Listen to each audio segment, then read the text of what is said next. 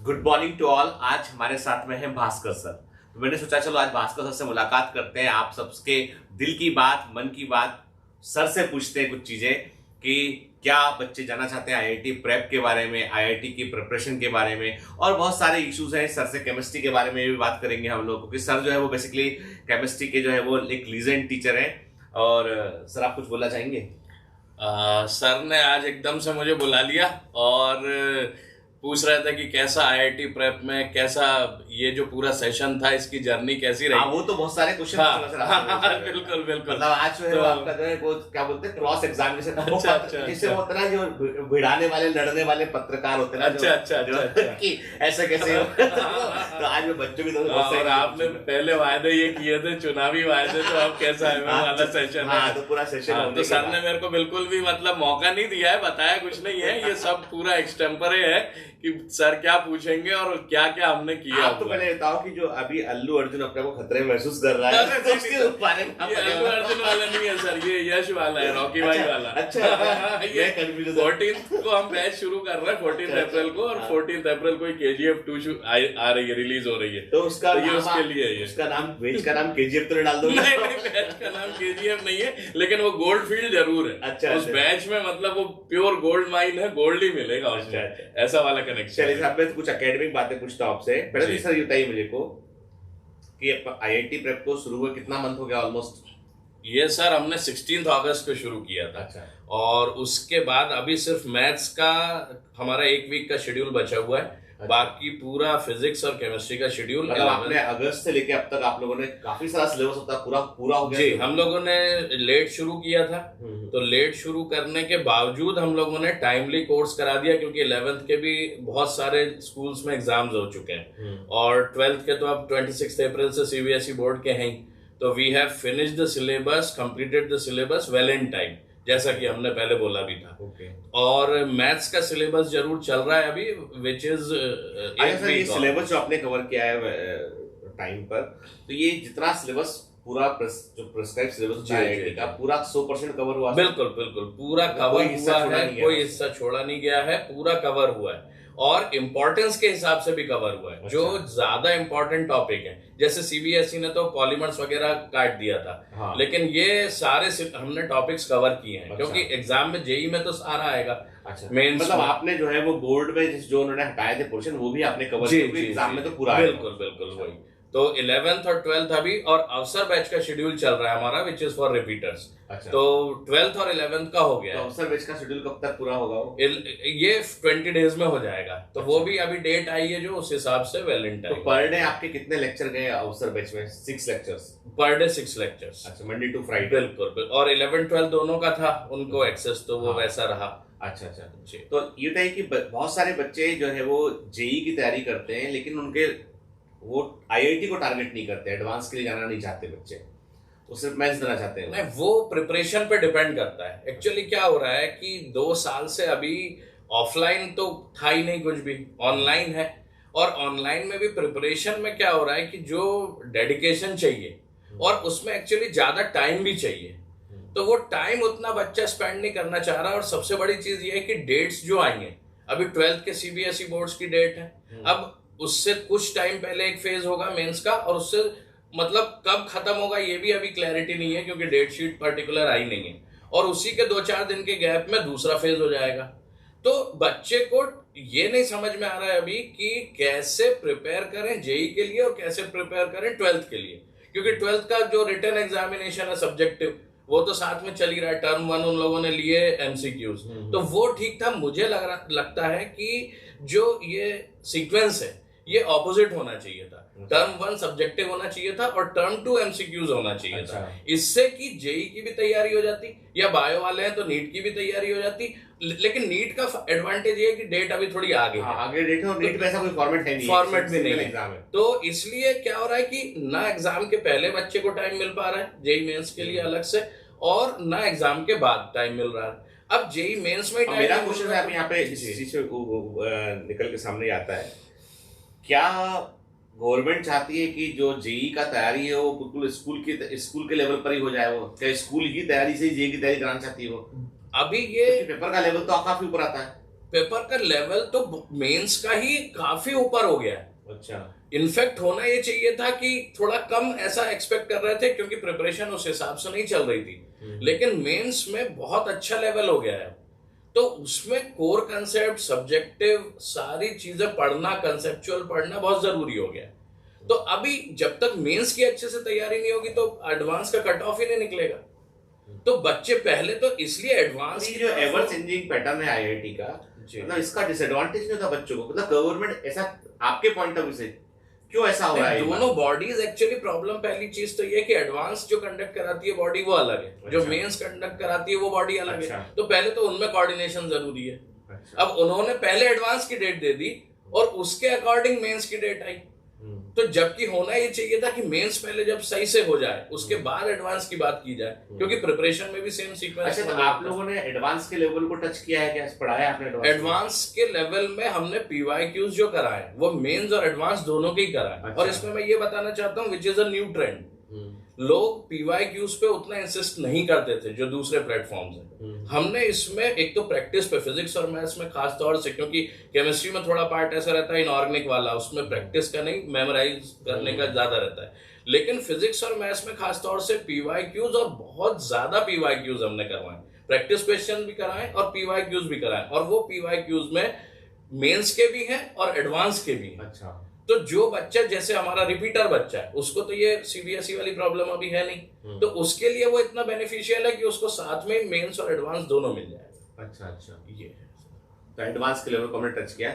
इसके बाद जब से बच्चे एडवांस के लिए जाएंगे तो कुछ अलग से भी एडवांस के लिए कराना पड़ेगा? एडवांस के लिए तो अभी हम लोग पूरा सीक्वेंस शुरू कर रहे हैं, जिसमें रिकैप होगा, एक फ्लैश रिकैप हमने उसको नाम दिया है। वो मेंस होने के बाद हम लोग शुरू करेंगे और उसमें पूरा जो एडवांस का जो सिलेबस है एडवांस फॉर्मेट में वो कवर करेंगे। पर सर मैंने एक चीज गौर की कि नीट का बच्चा जो मैं तो दोनों प्लेटफॉर्म को ऑब्जर्व कर रहा हूँ, तो मैंने गौर की नीट का बच्चा जो है वो कांस्टेंट पढ़ना शुरू करता था, पूरे साल भर मोमेंटम से पढ़ता रहता है, एग्जाम तक वो पढ़ता रहता है। पर जेई में मैंने देखा कि बच्चों का फ्लक्चुएशन काफी ज्यादा है, इसमें पढ़ना शुरू किया, कुछ दिन प्रेजेंट रहे, कुछ टेस्ट दिए, फिर एकदम गायब हो गए। तो ऐसा क्यों है?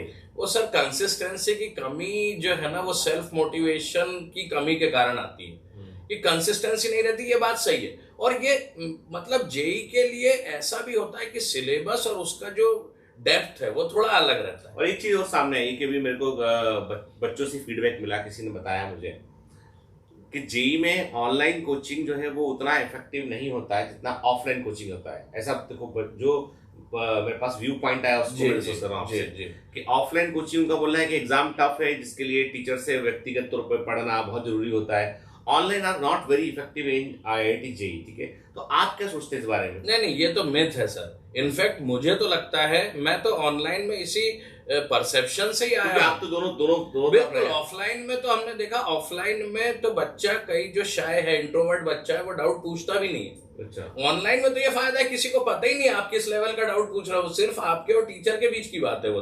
तो वो आराम से पूछ सकता है बिना किसी उसके।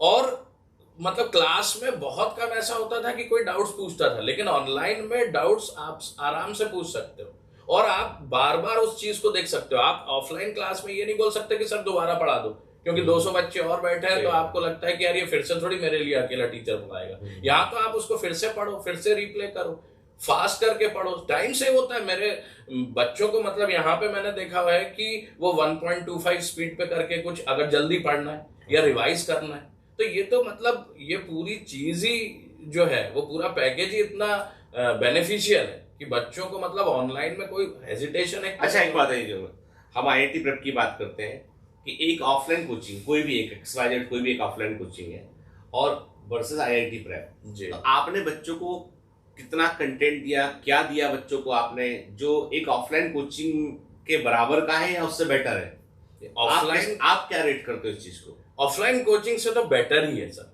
मतलब डेफिनेटली बेटर है। और ऑफलाइन कोचिंग में मतलब जो अपन बार बार बात करते हैं टेक्नोलॉजी की भी, तो वो टेक्नोलॉजी की बेनिफिट्स की ही वजह से ये प्लेटफॉर्म अपन ने शुरू किया था आईआईटी प्रेप का।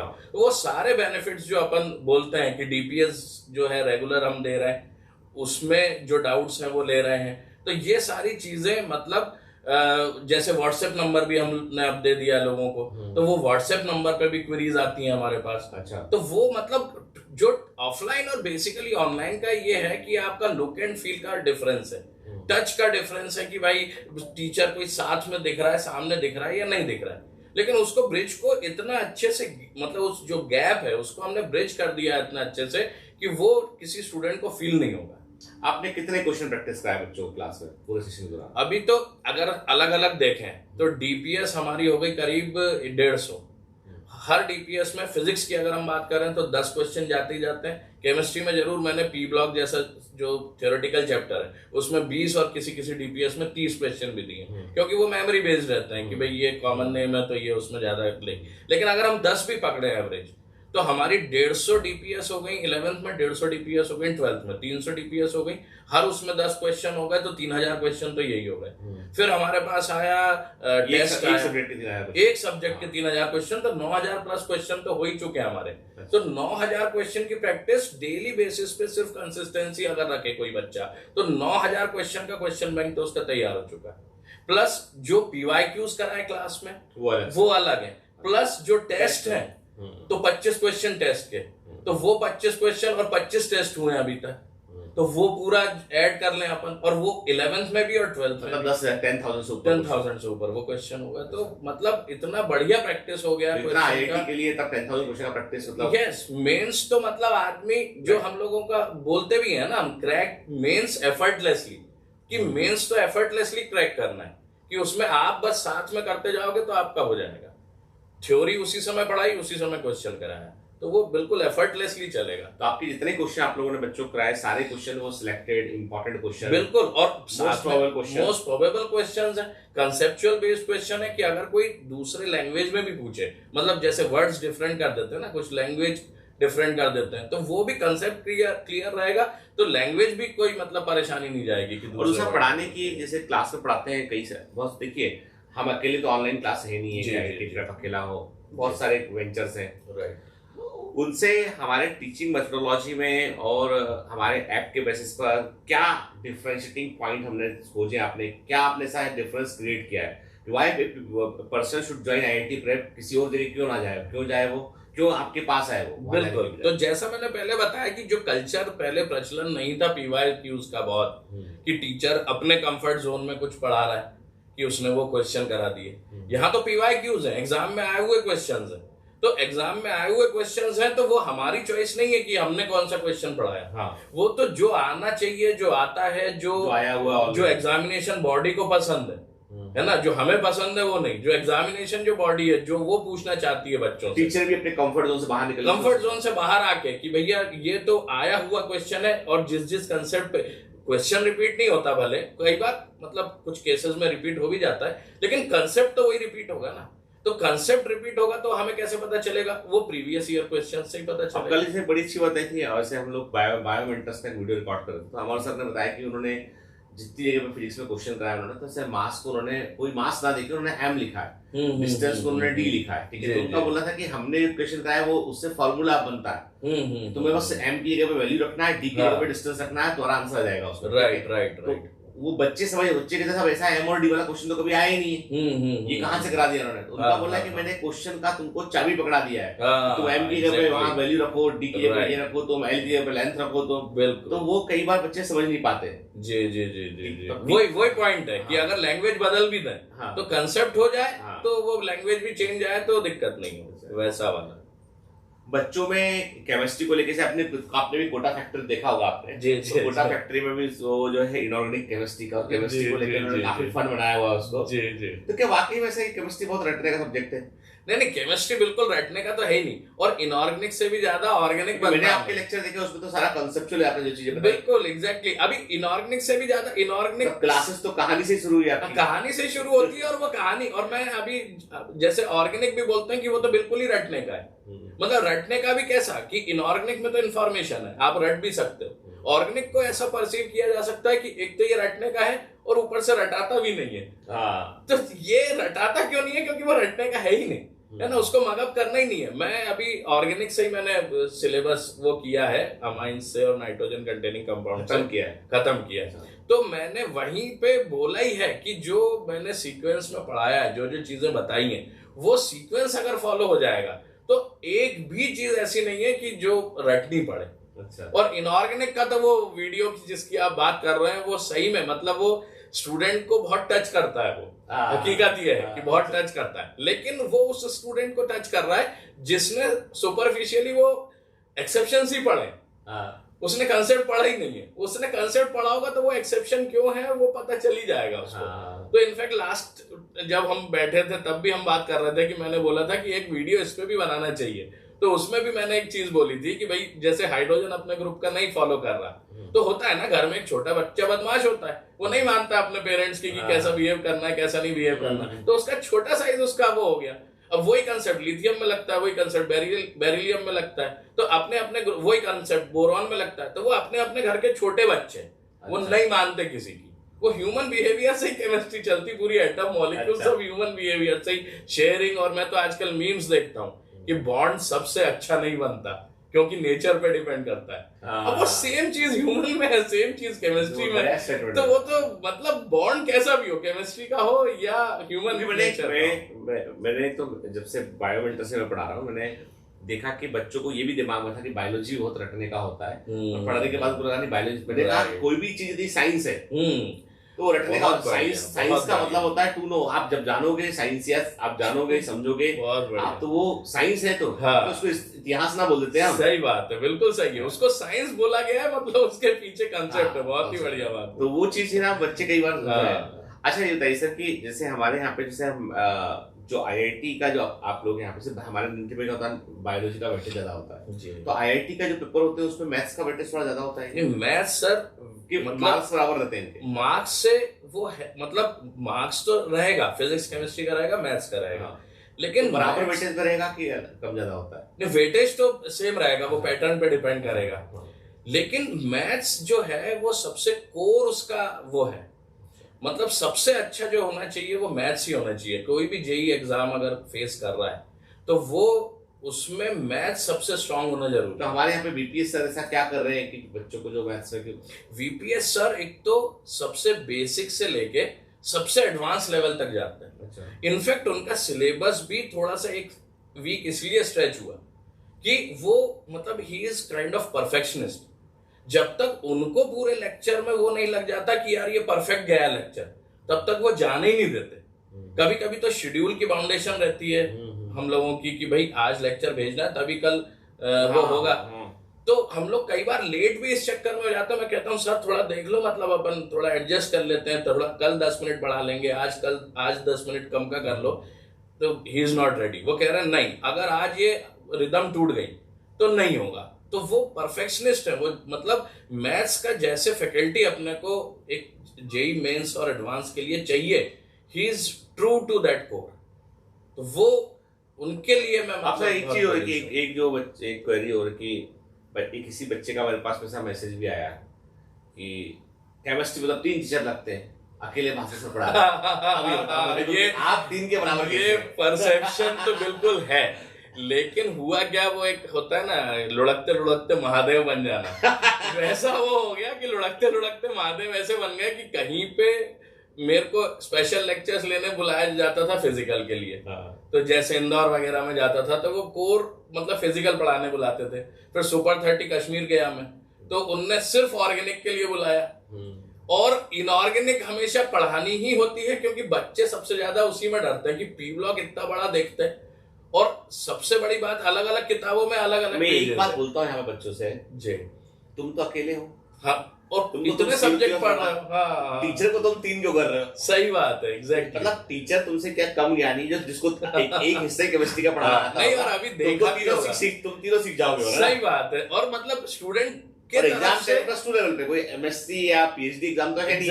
एग्जैक्टली। और बच्चे उस तरफ से अपना बोलते हैं कि भाई हम इतने टीचर्स इतने सब्जेक्ट पढ़ाते हैं तो और हमसे अकेले से एक्सपेक्ट कैसे करते हैं। हाँ। तो सेम ये उल्टा है कि जब तुम इतने सब्जेक्ट पढ़ सकते हो तो केमिस्ट्री वाला तीनों पार्ट एक मुझसे नहीं पढ़ा सकता। बच्चों ने कहा सर आप बॉटनी जो दोनों पढ़ाते हो, आप कैसे मैनेज करते हो? मैंने कहा तुम्हें फिजिक्स पढ़ाना शुरू कर दूं क्या? मैंने कहा तू पढ़ रहा है, तू जानता, तू पढ़ रहा है तो एग्जाम निकाल लेगा। और कहीं ना कहीं हम लोगों ने वो एग्जाम क्लियर किए है ना, हाँ। तो उतनी तो वैसे भी फिजिक्स, आपने फिजिक्स पढ़ के हाँ। ही एमबीबीएस में आया ना, तो उतनी फिजिक्स तो आती ही है ना वैसे भी। तो एक्चुअली क्या है, वो परसेप्शन है, और ये बनाया गया है कोचिंग इंडस्ट्री ने अपने सुविधा के लिए बनाया उन्होंने। Right, कोई right. टीचर को, मतलब कोई टीचर को इतने हिस्सों में तोड़ दो आप, एक एक सब्जेक्ट बाई टॉपिक वाइज, ताकि वो अपना कुछ शुरू ना कर ले टीचर। बिल्कुल, वो ट्रेंड कर लिया है हाँ। कि भाई एक को एटॉमिक स्ट्रक्चर पढ़ा रहा है तो वो पिछले 8 साल से एटॉमिक हाँ, स्ट्रक्चर ही हर पढ़ा वैसे। रहा है, ताकि वो कहीं और कुछ पढ़ा ही नहीं बीच पाएगा। में क्या हुआ, बीच में ना XYZ और ABC कोचिंग क्लासेस, नाम नहीं लूंगा, उनके कुछ फैकल्टी के रिज्यूम्स आए, उन्होंने लिखा साफ साफ कि उनको 4 चैप्टर ये पढ़ाते हैं। अच्छा, 4 ये पढ़ाते हैं। तो सोचा ये 4 चैप्टर का क्या गणित है, तो बाद में सोचा कि वो 4 चैप्टर पिछले 10 साल से पढ़ा रही है क्लास अच्छा, में। अरे अरे अरे अरे। और जबकि सबसे बड़ी बात है कि पेपर एनसीईआरटी पे जा रहा है। हाँ, 4 सेक्टर में आप महारत हासिल कर भी लोगे तो उससे क्या होगा। सही बात है, बिल्कुल सही बात तो है। मतलब फैक्ट तो ये कि बच्चों का माइंडसेट जो है, सुना है एक हम लोग मैनेजमेंट में देखते हैं कॉन्सेप्ट होता है कि आपका कस्टमर का माइंडसेट चेंज कर देना, उसको परसेप्शन ही चेंज कर देना उसको। Right. जैसे सर्फ एक्सेल ने बोला कि दाग अच्छे होते हैं तो जाके धूल में बाहर खेलो, तुम गंदा करो, हमारे कपड़े धुलवा लो, ठीक है। तो वो क्या, वो परसेप्शन चेंज करे, वो लगता अच्छा है, attractive लगता है, लेकिन बात तो सिर्फ है तो सर्फ ना, वो तो सर्फ या पाउडर जिसको बोलते हैं, right. Surf is a popular brand, जिसको लोग इसकी तरह यूज करते हैं। तो सही। एक्चुअली वो है तो वही चीज, बिल्कुल काम भी वही कर रहा है वो, राइट। कहने का अंदाज बदल गया उसका। सही बात है, वो मतलब वही है कि परसेप्शन करके चेंज करके। पर मैं एक बात कहता हूँ कि अभी क्या हो सर, इतने सारे ऑनलाइन प्लेटफॉर्म में स्टूडेंट जो है उनको कस्टमर समझा जा रहा है, कोचिंग इंस्टीट्यूट सर्विस प्रोवाइडर बनते चले जा रहे हैं धीमे धीमे, ठीक है। उनको लगता है कि हमने कितने कस्टमर एक्वायर कर लिए हैं, उनके दिमाग में बोल। कल मैंने एक बहुत अच्छी बात सुनी आपकी, आपसे सुनी कल के इवेंट में, या आपके वीडियो में किसी में सुनी, या आप किसी से डिस्कस कर रहे थे वो सुनी कहीं, तो मुझे याद रह गई कि ये कस्टमर्स नहीं है, ये हमारे कमांडोज हैं। कल ही आपने बोला था, तो वो बात बहुत डीप चली गई, बहुत बहुत बढ़िया लगी ये, क्योंकि ये देखो, आप इनके लिए को पढ़ा रहे हैं, आप तो ये एग्जाम देंगे, अपना करियर बनाएंगे, और ये उस करियर पे ये पूरी जिंदगी सरवाइव करेंगे, उसको पूरा पूरा अपना फैमिली को सबको। तो हम लोग कहीं ना कहीं वो उस बिल्डिंग प्रोसेस में एक हिस्सा बन रहे हैं। तो उनको हम कस्टमर के ऊपर ट्रीट नहीं कर सकते, क्योंकि यहाँ पर एक गुरु शिष्य परंपरा, भले ही से हम मानते हैं आज के आधुनिक जमाने में ये फैंड पड़ गई, कम हो गई है ना, लेकिन ये है कि इसका सिग्निफिकेंस है कि माँ बाप, चाहे वो कितना एडवांस माँ बाप, तो माँ बाप ही होंगे ना। सही बात है, बिल्कुल। गुरु होगा अपना, तो उसका वो, तो कई बार मुझे लगता है कि जो ऑनलाइन कोचिंग में जिस लेवल का फाइट है, जिस लेवल का विज्ञापन है वो है, तो कई बार ऐसा लगता है कि वो कहीं ना कहीं हम अपने वैल्यूज को लूज तो नहीं कर रहे। राइट, पॉपुलैरिटी की कॉस्ट पे वैल्यूज तो नहीं जानी चाहिए। मतलब हम लोग भी कई बार, मतलब स्टूडेंट से बेटर कनेक्ट करने के लिए हम लोग कुछ कहानी सुना सकते हैं, या जोक सुनाते हैं, या कुछ पोएट्री सुनाते हैं, या शायरी सुनाते हैं। दीदी भैया टाइप के जो लोग पढ़ा रहे हैं, अरे अरे अरे सर, ये वही रिज्यूम वाले हैं जो आपके रिज्यूम पे आते हैं ना, कि वो 4 टॉपिक ये वाले पढ़ाता हूँ मैं, और 4 टॉपिक ये वाले पढ़ाता हूँ। और उनकी कंसिस्टेंसी भी ऐसी है कि वो हमने देखा भी है ना प्रीवियसली, कि आज इस प्लेटफॉर्म पे दिख रहे हैं, कल उस प्लेटफॉर्म पे दिख रहे हैं, परसों पता नहीं किस प्लेटफॉर्म पे दिखेंगे। तो वो कैसे, मतलब वो वहाँ पे एक्चुअली क्या, इन एग्जाम में, जो कॉम्पिटेटिव एग्जाम में अनुभव भी बहुत मायने रखा था। बिल्कुल बिल्कुल बिल्कुल। तो एक जस्ट पढ़कर सिलेक्ट हुआ बच्चा पढ़ा रहा, और एक कोई टीचर जो है एस्टेब्लिश टीचर सालों से पढ़ा रहा, तो उन्होंने थोड़ा फर्क तो आ जाता है। नहीं, और टीचर का एक्सपीरियंस का सबसे बड़ा जो एडवांटेज है वो ये है कि उसे पता रहता है कि बच्चा अब इसके मतलब क्या क्वेश्चन जनरेट होगा, ये थ्योरी सुन के इसके दिमाग में क्या क्वेश्चन जनरेट होगा। ये सबसे बड़ी एडवांटेज होती है, क्योंकि इतने साल से हमने जो टॉपिक पढ़ाए उनके क्वेश्चन सुने रहते हैं ना, कि इसके बाद यही क्वेश्चन पूछेगा बच्चा, तो हम बिना पूछे ही बता देते हैं कि भाई अगर दिमाग में ऐसा आ रहा है तो अब इसका आंसर ये है, जो कि एक्सपीरियंस ना होने का डिसएडवांटेज है। उन्हें ये नहीं पता है, क्योंकि उन्हें पहली बार पढ़ा रहे हैं या दूसरी बार पढ़ा रहे हैं, तो कहाँ कमी है कि बच्चा क्या जनरेट होगा। एक चीज देखिए कि IIT प्रेप में कई बच्चे से टेस्ट से बचते हैं। जी जी जी। तो टेस्ट के दिन गायब हो जाते हैं, टेस्ट देते हैं, तो मतलब आप उनको क्या मैसेज देना चाहेंगे? टेस्टिंग के लिए हमने इस बार ये सोचा है कि हम फैकल्टीज 1-to-1 जो बच्चे टेस्ट नहीं देंगे उनको कॉल करके और उनको मोटिवेट करेंगे कि भाई टेस्ट पहले दो, डीपीएस देख ली या बैठ के वीडियो देख लिया ऐसे आराम से रजाई में, वो काम से कुछ कर नहीं पाएंगे। तो टेस्ट हम लोग सोच रहे हैं कि मतलब कॉल करके या वीडियो कॉल करके 1-to-1 हम लोग बायोमेट्रिक्स हम लोगों ने क्या किया है कि हम लोगों ने बच्चों को बोला कि तुम जहाँ पढ़ते हो, जहाँ बैठ के पढ़ते हो, जिस जगह पे तुम क्लास अटेंड करते हो अपने घर में, कोई तो जगह होगी ना ऐसी, उसका फोटो भेजिए, हमको भेजिए, हमारी टीम को भेजिए ना। Exactly. तो बच्चों ने अपने क्लासरूम जैसे बना रखे छोटे छोटे, घर में एक हिस्से में उन्होंने पर्दा लगा के बना लिया कि यहाँ पे जी। टेबल है हमारा, यहाँ पे मोबाइल रखा Right. और पढ़ते हुए फोटो भेजना, किताबें रखी यहाँ पे, बहुत बढ़िया, बहुत तो बढ़िया। जब तक आप इसको एक है ना 1-to-1 कनेक्शन वाला कोचिंग बच्चा, ये तो सब परसेप्शन वाली बात है। एक क्लब भी था एक जमाने, पुरानी कहानी है, तो सही अभी नहीं कोई नहीं, तो तब तो ऑनलाइन कुछ था नहीं कि द्रोणाचार्य से ऑनलाइन पढ़ लिया क्लब है ना। सही है, सही है। कि जब ऑनलाइन पढ़ रहा था यूट्यूब देख के, और अब अंगूठा भी नहीं देना। हाँ अंगूठा भी नहीं देना। नहीं हमें लगा अंगूठा भी दिया तो सब्सक्राइब कर दिया बेटा। अच्छा, हाँ, अंगूठा भी दे रहा है, ये तो बहुत अच्छा है। अंगूठा से ऐसे ही सब्सक्राइब कर दिया, लाइक बहुत सब्सक्राइब बढ़िया। शेयर कर ये हम लोगों में कमी है सर, ये हाँ। सीखना पड़ेगा कि हम लोग अभी तक वो नहीं बोल पा रहे कि प्लीज सब्सक्राइब अवर चैनल, और मतलब ये जो, तो मुझे कई बार मतलब ऐसा लगता है कि मैं बोलूं और उसके बाद ये बोलूं कि आज खुश तो बहुत हो गए तुम। वो अमिताभ बच्चन का डायलॉग था ना कि जिसने कभी ये नहीं बोला कि मेरे सब्सक्राइबर बढ़ाओ या मेरी क्लास में आओ, वो आज तुम लोगों से बोल रहा है कि सब्सक्राइब। तो हम लोग अब वो मतलब, लेकिन वो नए जमाने की चीजें हैं, तो सब्सक्राइब और बेल आइकन दबाएं और वो सब बोलेंगे हम लोग। ऐसा सोचा हमने कि भैया हाँ बोलेंगे कि मतलब अब ठीक है, भगवान के मंदिर में मतलब कमांडोज हैं, तो उनके मतलब बेहतरी के लिए करना पड़ेगा तो करेंगे। हाँ। वो कोई नहीं है तो नहीं, क्योंकि एक्चुअली क्या होता है कि मैंने गौर किया था कि ऑनलाइन में एक बार करेक्ट बच्चे से एस्टेब्लिश है बच्चा आपकी, ये तो रेडियो ट्रांसमिशन जैसा है, रिसीवर और वो जो जहां से निकल रहा है सिग्नल, वो एक बार वो सिंक में आ जाएगा तो फिर बच्चों को अच्छा लगने लगेगा। बिल्कुल नहीं, और मैं देखता हूँ ना आपसे जैसे बच्चे इमोशनली कनेक्ट है, तो उनको मुझे लगता ही नहीं कि कुछ गैप महसूस होता होगा कि आपको स्क्रीन पे देख रहे हैं या लाइव देख रहे हैं। मुझे तो नहीं लगता कि उनको मतलब, अब मैं भी इतना फॉलो करता हूँ तो मेरे को तो मॉर्निंग मोटिवेशन मैं भी सुनता हूँ बिल्कुल रिलीजियसली, तो मैं इतना कनेक्ट हो जाता हूँ, मेरे को कभी लगता नहीं कि मैं मतलब आपसे 3 महीने में मिल रहा हूँ या 2 महीने में मिल रहा हूँ, मुझे ऐसा फील ही नहीं होता। ऐसा लगता है अच्छा सर से तो रोज बात हो ही रही है। तो ऐसा मतलब ये हम लोगों को कनेक्ट, अभी हमारा वो है कि ये कनेक्ट हमें करना है, और इसीलिए मैंने एक पॉडकास्ट शुरू किया है। तो उसमें मैं क्योंकि रेगुलर बात करूंगा, तो मेरा वही फोकस है उस पर कि रेगुलरली बात करें ताकि अच्छे से कनेक्ट हो, तो हम अच्छे से और बच्चे को मोटिवेट कर सकें कि पढ़ो भैया। तो वो मैं उसलिए शुरू कर रहा हूँ। और सर फिजिक्स में राहुल सर जो कुछ एनिमेशन वगैरह वो कुछ यूज करने का, राहुल सर सबसे इनोवेटिव फैकल्टी है। उन्होंने इतना बढ़िया, मतलब पहले तो वो अपने पैनल पे जिफ फाइल्स ले आए, उसके बाद अभी जो SHM वगैरह उन्होंने पढ़ाया, वेव्स पढ़ाया, मैंने देखा बहुत ही सुंदर एनिमेशन उन्होंने यूज किए। और आप IIT प्रेप का बोर्ड क्वालिटी भी देखेंगे तो आपको फर्क लगेगा। दूसरों के कहीं पे पीछे कुछ शेडो आ रहा है, कहीं कैमरा ही दिखता है, कहीं स्क्रीन ही दिखने लगती है, कोई साइड से निकल रहा है वो दिख रहा है। आपको IIT प्रेप के पैनल पे कभी ऐसा कोई मतलब इतना सुंदर स्टूडियो इतना टेक्निकली बनाया हम लोगों ने, विजिट क्या हो देखा। हाँ, तो वो बिल्कुल कहीं पे वो नहीं दिखता, वो मतलब जिससे कि कोई भी डिस्ट्रैक्शन हो ही नहीं पढ़ने के दौरान। तो वो मतलब, और राहुल सर ने मतलब उसका जितना पैनल का यूज किया, मुझे नहीं लगता कि इंडिया में उस पैनल के बारे में इतनी जानकारी किसी फैकल्टी को। मैं तो बोल रहा था कुछ लिख दो तो हम अपने पैनल में सब लोग बोल दे बायोमेट्रिक टीम में। हाँ, मतलब एक डॉक्यूमेंटेशन ताकि ट्रेनिंग जैसा हो जाए कि हम लोग, मैं इनफैक्ट मैं भी देखता रहता हूँ, सीखता रहता हूँ उनसे। सबसे बढ़िया यूज उन्हीं ने किया। और मतलब फिजिक्स में तो इनफैक्ट मेरे को लगता है सब्जेक्ट की भी नीड है वो, कि वो अब मतलब आप ये बता रहे हो कि एक ही पार्टिकल ऊपर नीचे हो रहा है और वेव बन रही है, तो वेव तो इधर जा रही है और पार्टिकल तो अपनी जगह पे ही घूम रहा है, तो वो कैसे इमेजिन करेगा बच्चा। तो फिजिक्स की मुझे लगता है नीड भी होती है वो।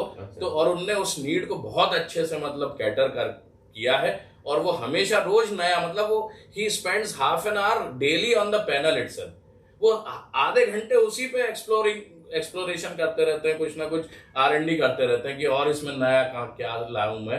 तो वो उन्होंने बहुत अच्छा यूज किया है। वो सही आपने बोला बिल्कुल कि राहुल सर ने बहुत ही बढ़िया उसको।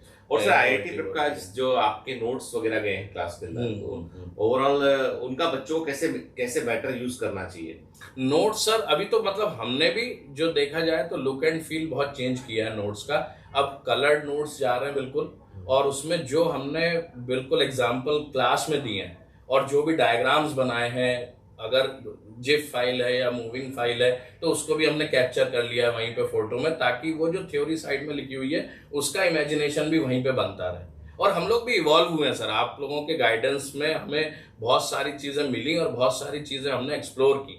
जैसे हमारे मतलब शुरू के 10 दिन के 15 दिन के वीडियो क्वालिटी उतनी अच्छी नहीं थी, वो मैं एक्सेप्ट करता हूँ। कई स्टूडेंट्स ने बताया भी, पर्सनली भी बताया, कमेंट में भी कि ऑडियो कुछ गड़बड़ है ना। अब आप लोग मतलब उतना तो मॉनिटर नहीं कर सकते थे, तो हमने मतलब वो देखा कि हमारी पहले ऑडियो सिस्टम कुछ था, वीडियो सिस्टम, लेकिन उसके बाद में हम धीरे धीरे इवॉल्व होते गए। तो अब हमारा वीडियो ऑडियो वो सब बहुत, मतलब मैं तो खुद ही शुरू के 5 दिन के वीडियो देखता हूँ तो ऐसा लगता है कि यार क्यों देखेगा बच्चा ये, उसको जब मतलब क्लैरिटी नहीं आ रही और उसके पास इतने ऑप्शंस हैं अच्छे वीडियो क्वालिटी के, तो हमारा क्यों देखेगा। तो फिर हमने उसमें बहुत ज़्यादा मॉडिफाई किया और अब हमारे पास वीडियो ऑडियो क्वालिटी बहुत ही सही हो गई है और लेक्चर नोट्स अब बहुत ही अच्छे जा रहे हैं और उनका जो यूज़ है वो वैसा ही है जो सीक्वेंस है हमारा, कि पहले वीडियो देखना है फिर आपके लेक्चर लेक्चर नोट्स नोट्स को बच्चा नहीं पढ़ रहा है तो उसे एनसीईआरटी के साथ पढ़ना की आवश्यकता है कि एनसीईआरटी की चीजें आपने डालनी है उसके अंदर? नहीं, जो पढ़ा रहे हैं वो सारा इंक्लूडेड है और उसी का लेक्चर नोट बन रहा है। अच्छा, तो थ्योरी में वो सारा इंक्लूड कर ही रहे हैं और वही फिर बाद में लेक्चर नोट के फॉर्म में निकल रहा है। पर एक बार एनसीईआरटी बच्चों एनसीईआरटी तो मतलब मैं रिकमेंड करूंगा, लेकिन ये क्या होता है चैप्टर सब्जेक्ट वाइज इशू है। मैथ्स में क्या होता है, एनसीईआरटी एक बेसिक बुक है क्योंकि उससे बहुत ऊपर का आता है। अच्छा। केमिस्ट्री के इनऑर्गेनिक में एनसीईआरटी अपने आप में कंप्लीट है। तो मैं बाकी चीजें बोलता हूँ कि जैसे जेई के ऑर्गेनिक के क्वेश्चन देखेंगे वो एनसीईआरटी से हिलेंगे भी नहीं, सॉल्व होना तो बहुत दूर की बात है। अच्छा। तो उसमें एनसीईआरटी फायदा नहीं करेगी, लेकिन इनऑर्गेनिक में बिल्कुल फायदा करेगी। मैंने भी इनऑर्गेनिक में एनसीईआरटी को ही फॉलो किया है। एनसीईआरटी की थ्योरी दी है वही लेक्चर नोट्स में। फिजिकल केमिस्ट्री में तो अलग से किया हमने, मतलब वो भी एनसीईआरटी उसके लिए भी पूरी नहीं है क्योंकि बहुत सारी मतलब बेस बुक तो है एनसीईआरटी, बेस बुक एनसीईआरटी है। सबसे कम उसकी जरूरत मैथ्स में है और सबसे ज्यादा केमिस्ट्री में। अच्छा। तो केमिस्ट्री में एनसीईआरटी बहुत फायदा करती है, दैट इज ट्रू। और फिजिक्स में थोड़ा बीच का हिसाब किताब है। अच्छा। कि बाकी भी क्वेश्चन करने हैं और जो मतलब जो चल रही हैं जो बुक्स हैं वो तो फिजिक्स में एसएल अरोरा है, एचसी वर्मा है, वो करनी ही करनी है एनसीईआरटी के साथ साथ। तो अलग अलग मतलब सब्जेक्ट वाइज एनसीईआरटी का वो है, लेकिन बेस बुक तो है ही। बेस बुक तो हम मतलब, और इनफैक्ट अब एग्जामिनिंग बॉडी जो है वो भी एनसीईआरटी की तरफ ला रही है चीजों को। हाँ। तो जेई का भी बहुत पैटर्न लाना और एनसीईआरटी को भी थोड़ा सा इंप्रूव करने की आवश्यकता है। बिल्कुल आप चाहते हैं कि आप एक बुक पर बेस्ड एग्जाम लें तो आपको बुक को इंप्रूव करना पड़ेगा। बिल्कुल सही बात है। वो इम्प्रूवमेंट का जो रूम है वो मैं भी फील करता हूँ कि उसमें वहाँ पे लिंक्स भी सी मैंने बोल के एक चीज खत्म होती कहीं पर एब्रप्टली शुरू होती है और एब्रप्टली खत्म होती हो, और एब्रप्टली कोई स्टेटमेंट आ जाता है बीच में। अब उसका मीनिंग इतना वास्ट होता है, बच्चे को रियलाइज ही नहीं होता कि इतना सा स्टेटमेंट में इतने गहरे अर्थ छुपे हैं। और वो तो सिलेबस में तो एक ही चीज आती है ना, एक ही स्टेटमेंट, लेकिन उसका कहाँ तक वो जा रहा है स्कोप, वो कवर नहीं करता। दूसरा क्या, ये कॉम्पिटेटिव एग्जाम में भरोसा भी नहीं कर सकते आपके। आपने सिर्फ एनसीईआरटी के बारे में बात की, आपने पढ़ा दिया, कुछ एक्स्ट्रा आपने कुछ आगे पीछे कुछ बताया नहीं। और एग्जाम का लेवल ऐसे कि वो कॉम्पिटिटिव एग्जाम को चेंज कर लेता अपना पैटर्न वो। राइट ताकि कोई टाइप ना कर ले। मेरे ख्याल से आपने बोला ही था किसी इसमें, और हुआ भी था कि आप लोगों ने नीट से अलग भी पढ़ाया और इस बार पेपर शायद इस बार या पिछले बार अलग ही आया, तो इसलिए बायोमेंटर्स के बच्चे अच्छा कर पाए। तो यही सेम हम फॉलो कर रहे हैं कि भाई हम मतलब ये बेस तो है but we are not sticking to this, हम इसके अलावा भी पढ़ा है। हम लोग 100% एनसीईआरटी कवर तो करते ही करते हैं, लेकिन साथ में हमको जो है हम बोलते हैं क्वेश्चन सिलेबस बोलते हैं, वो कवर करता है कि एग्जाम, और वो क्वेश्चन सिलेबस की जानकारी मिलती है पीवाईक्यू से। बिल्कुल ये आया हुआ है 5-10 साल में।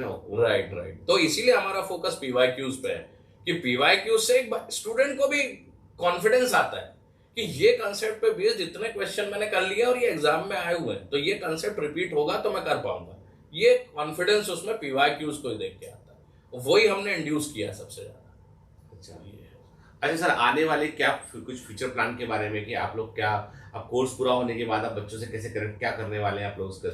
पहली चीज तो ये कि अभी हम लोग एडवांस के लिए लेक्चर्स लेने वाले हैं, और दूसरी चीज ये है कि जैसे पिछले सेशन में हमें एक चीज में रोक रहा हूँ बीच में आपको, इसमें कई बच्चों का बोलना है कि आईआईटी प्रेप जो है वो यूट्यूब के थ्रू बच्चों से कम कनेक्ट कर पाया हो। अगर ऐप पर तो आपने काफी बच्चों से कनेक्ट किया है, पर यूट्यूब पर आप लोगों ने जो है वो बहुत कम कंटेंट डाला है, ऐसा बच्चों का। बिल्कुल, ये क्या कोई ऐसा कोई हिस्सा आप कुछ कोई सीरीज ऐसी शुरू करने वाले हैं यूट्यूब पर जो यूट्यूब पर बच्चों को मिले? वो जो एडवांस का जो हमारा ये फ्लैश रिकैप है, ये हम YouTube के लिए कर रहे हैं। अच्छा। ताकि बच्चे को मतलब वो जो मैंने भी कई बार कमेंट्स में पढ़ा, और हमने एक अभी ये भी किया था कि आप लोग सजेशंस देंगे तो उसमें आपको कुछ गिव अवेज गिफ्ट्स भी देंगे हम। उसमें भी कई बच्चों के सजेशन आए, तो उसमें प्राइमरीली देख के यही पता चला कि जो YouTube पे हमारा कंटेंट है वो कम है।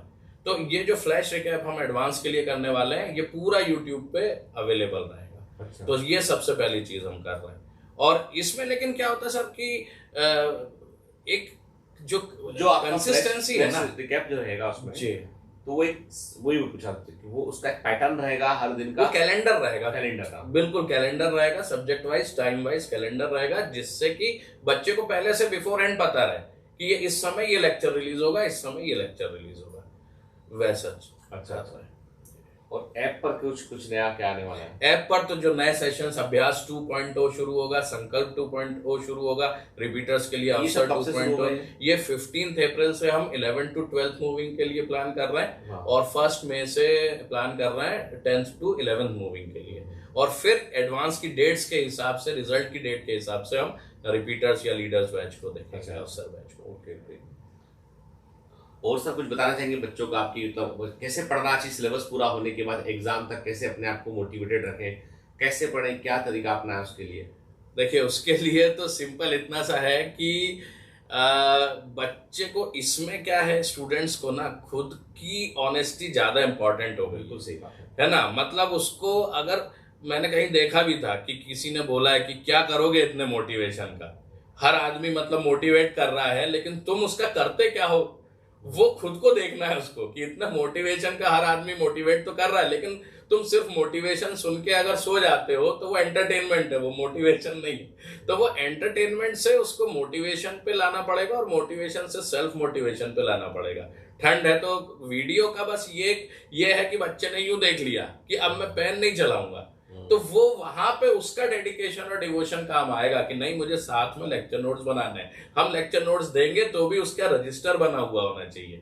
जैसे बायोमेंटर्स के फैन क्लब के मैं देखता हूँ कि a day in life of Biomentor commando, तो वो पूरा बना हुआ है, उसका वो लिख रहा है, बहुत मेहनत करते हैं, बहुत मेहनत कर रहे हैं। तो वो बच्चों से ही प्रेरित हों। हाँ। तो आईआईटी प्रेप में भी हमने सोचा है कि हम कुछ कमांडोज को लेके उनका पूरा एक वीडियो बायोमेंटर्स के चैनल पर है, एक बच्चे ने भेजा था मेरे को, तो उसने बहुत कुछ रिसोर्स नहीं है उसके पास में, उसका एक छोटा सा फोटो लगा था, पूरा चारों किताबें जमीन पर रखी हुई थी, एक टेबल में एक लकड़ी का वो कुछ बांस का वो छोटा सा पीस लगा हुआ था, उस पर मोबाइल दिखा के बैठ के पढ़ता था, जमीन में बैठ के, और एक बल्ब ऊपर से लटका था नीचे उसमें ना।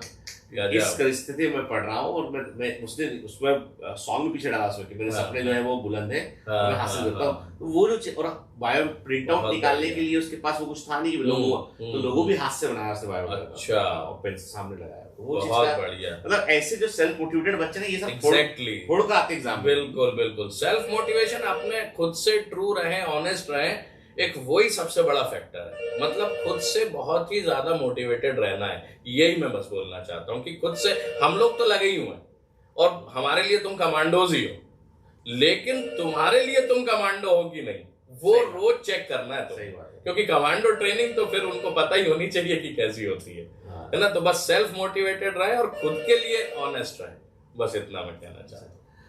तो आज भास्कर सर ने बहुत सारी बातें बताई आईआईटी प्रेप के बारे में, हमने काफी सारी बातें की। हो सकता मतलब मैं कोशिश तो पूरी की है मैंने कि आपकी इतनी क्वेरीज थी जो आप जानना चाह रहे थे, वो सारी बातें हम जो है वो आपसे सर से पूछ पाए। फिर भी यदि आपको लगता है कि मुझे सर से कुछ और भी पूछना चाहिए तो आप बताइएगा, कमेंट में भेजिएगा लिख के उसमें कि हमें आईआईटी प्रेप के बारे में सर से और क्या जानना चाहिए। और दूसरी बात ये है कि ये जो भी वेंचर बायोमेंटर से जुड़ा हुआ है, चाहे वो आईआईटी प्रेप हुआ, कोई भी वेंचर बायोमेंटर से जुड़ा है, वो सिर्फ और सिर्फ बच्चों के लिए ही चल रहा है वो। और यहाँ पर हम लोग कमर्शियल एस्पेक्ट पे बहुत कम ध्यान रखते हैं। यहाँ पे हम ध्यान रखते हैं कि क्वालिटी हम क्या डिलीवर कर रहे हैं, क्या हम दे पा रहे हैं। एक चीज मैं पूछना भूल गया था आपसे, जो मेरे को क्वेरी आया था, वो क्वेरी ये था कि आप लोग इतनी कम फीस से पढ़ा रहे हैं, तो आप जो मोटी लाख रुपए फीस लेने वाले इंस्टीट्यूट है, जो 50,000 भी ले रहे हैं, ऑनलाइन में 50,000 ले रहे हैं, उनसे आपकी क्वालिटी क्या कम है? अरे क्वालिटी कम नहीं है, हमारा उनके सामने दिखने का तरीका बदल गया है बस। क्योंकि फिजिकली हम नहीं दिख रहे हैं, और हमारे पास ज्यादा लोग हैं जो एक बार में हमसे पढ़ सकते हैं। वो बस उतनी इकोनॉमी है उसमें। एक्चुअली बायोमेट्रिक्स का पर्पस कभी ये रहा ही नहीं है कि हम लोग जो है वो अपने एक बहुत बड़ी प्रीमियम फीस ले बच्चों से, क्योंकि वो जिस दिन चाहेंगे उस दिन वो करने का होगा तो कर भी सकते हैं उसको। लेकिन सच्चाई तो ये कि वो हमारा पर्पस ही नहीं है, वो हमारे लिए ड्राइविंग गोल भी नहीं है, हमारे लिए वो किस तरह कोई मोटिवेशन नहीं हमारे लिए। वो हमारे लिए ये कि आपकी सक्सेस, कि आपका रिजल्ट जो है वो असली गुण दक्षिणा है। जो आप फीस Exactly. भरते हैं, जो सब्सक्राइब, जो आप अपनी ईयरली फीस भरते हैं, पैकेज जो भी लेते हैं, वो उस सिस्टम को चलाने का फ्यूल है वो। Exactly, बगैर बस। फ्यूल के गाड़ी व्हीकल नहीं चल सकता है, तो वो फ्यूल है वो। लेकिन असल में यदि आप भास्कर सर को कुछ देना चाहते हैं, मुझे कुछ देना चाहते हैं, तो आपका सिलेक्शन दीजिए, आप सिलेक्शन की खबर दीजिए, वो ज्यादा इंपॉर्टेंट चीज है, क्योंकि वो असली गुरु दक्षिणा है। तो उम्मीद है मैंने बहुत सारे आपके जो दिमाग में चल रहा था उन चीजों का मैंने आंसर किया है। सर को मैं बीच बीच में पकड़ता रहूंगा, जब भी भोपाल आऊंगा कभी ना कभी वैसा मौका निकाल कर हम लोग जो है वो बात करते रहेंगे इस बारे में, और भी कई मुद्दों पर सर बात करेंगे कभी।